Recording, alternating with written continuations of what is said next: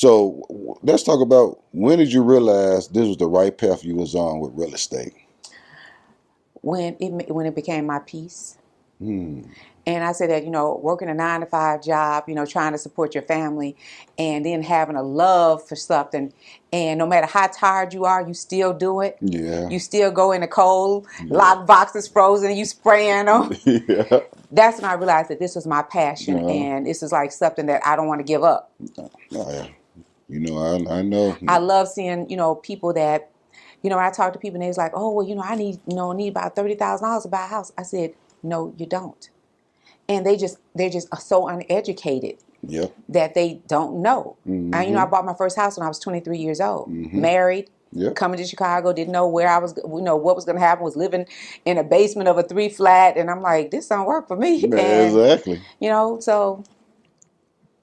So, okay, what are some of the misconceptions people have about real estate?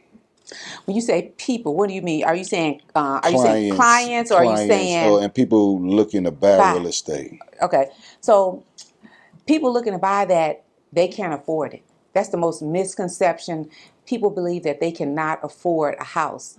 I have some clients now that are in their late 70s, Mm-hmm. and they did not realize that they could buy a house. And they had good jobs, Yeah. credit was good, but they never, felt comfortable enough asking somebody, how do I do this? Mm. How do I get started, or Yeah. whatever? And after talking to me on the phone, they're like, I feel so good and so comfortable Mm. with you. I was like, yeah, I got you. No question is stupid. Nah. It's the only question that's stupid is when you don't ask. Ask it. Yeah. So you can ask me anything. And misconception, you can afford a house. Don't think about the car. Leave that car where it is, because you can go the day you close on that house and go buy that car. Mm-hmm. So, I wanted to upgrade my house. My family, we're a young family. We started off in a 2-bedroom townhouse. We wanted to upgrade. Okay.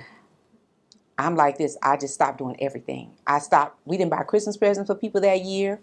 I was like, we didn't buy each other Christmas presents that year. Only our kids, our household. And by that June, we were in our new house, Yeah. our much bigger house. Yeah.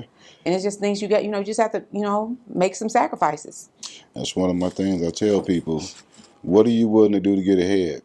You got to sacrifice on the front end to reap the benefits on the back. Absolutely. And that's why you're able to move around the way you do. Yeah. And live this life. You got to. I would say your job allows you to pay your bills. Mm-hmm. Your extra or whatever you want to do allows you to live. Yeah. So you got to be willing to jump and try, have more than one stream of income and jump. Yeah. You got to be like an octopus out here. You can't have no just one arm trying to work and, sustain you and the family. You got to have multiple streams of income. You have to. You got to. Okay, so